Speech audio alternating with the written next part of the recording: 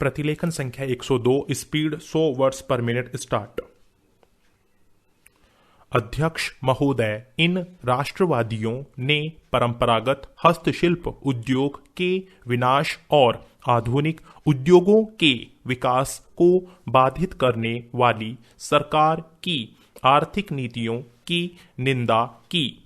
उनमें से अधिकतर भारत की रेलों, उद्योगों और चाय कॉफी के बागानों में लगाए जाने के लिए बड़ी मात्रा में विदेशी पूंजी के आयात पर इस आधार पर विरोध किया कि उसकी वजह से भारतीय पूंजीपति दब जाएंगे और साथ ही भारत की अर्थव्यवस्था पर, उसके शासन तंत्र पर ब्रिटेन की जकड़ और मजबूत होगी। उन्हें यकीन था कि विदेशी पूंजी के निवेश ने न केवल वर्तमान बल्कि भावी पीढ़ियों के लिए भी एक गंभीर आर्थिक और राजनीतिक खतरा पैदा कर दिया है।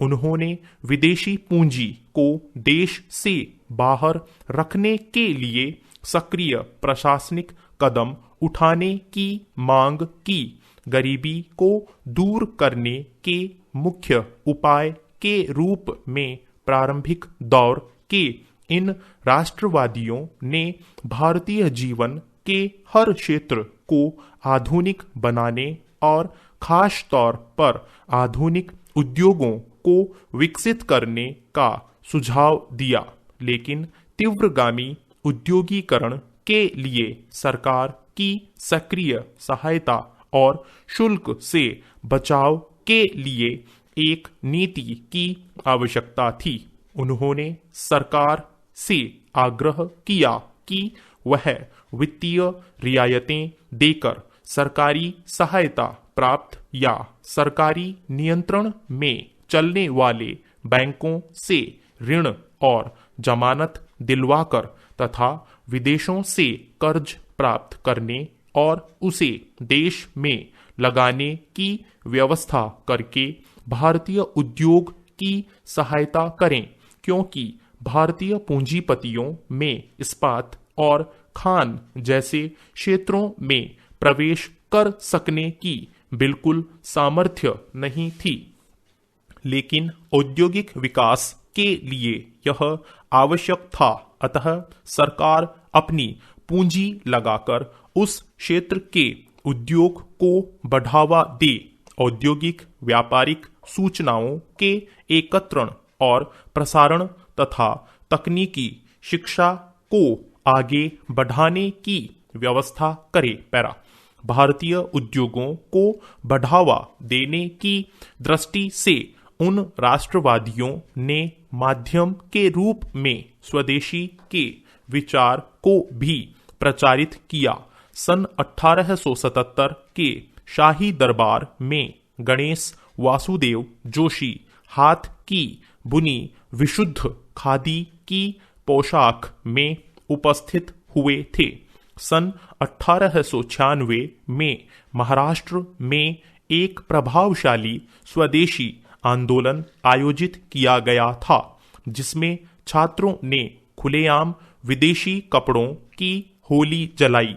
राष्ट्रवादियों ने सन 1875 से 1880 के बीच आयात पर शुल्क खत्म करने और सन 1894-96 में रुई पर आबकारी कर लगा देने के लिए विरोध अखिल भारतीय स्तर पर सशक्त आंदोलन चलाया।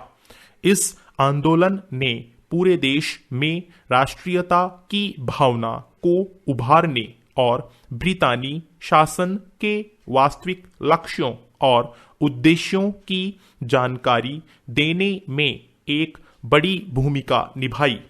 28 जनवरी 1896 को पूना के केसरी ने लिखा, निश्चय ही भारत को एक विस्तृत चारागाह समझा जाता है, जो मात्र यूरोपियों के चरने के लिए आरक्षित है। भारतीय राष्ट्रीय कांग्रेस के एक भूतपूर्व अध्यक्ष ने विधानमंडल में सन 1896 में कहा, गौ भारत ब्रितानी सत्ता की शक्तिशाली बाहों में विदेशी खतरे से सुरक्षित है। स्टॉप।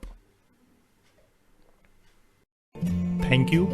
साथियों, इस चैनल को सब्सक्राइब करें और बेल आइकन को प्रेस करें ताकि लेटेस्ट वीडियो की जानकारी आपको मिलती रहे। गति बढ़ाने के लिए नियमित अभ्यास करें। इस चैनल पर 80, 100, 120, 140 और 160 शब्द प्रति मिनट की गति से डिक्टेशन उपलब्ध हैं, जिनका आप स्वयं भी लाभ लें और अपने मित्रों को भी शेयर करना न भूलें। डिक्टेशन अच्छा और बुरा लगा तो लाइक और डिसलाइक अवश्य करें। कोई सुझाव या प्रश्न हो तो कमेंट बॉक्स में लिखें।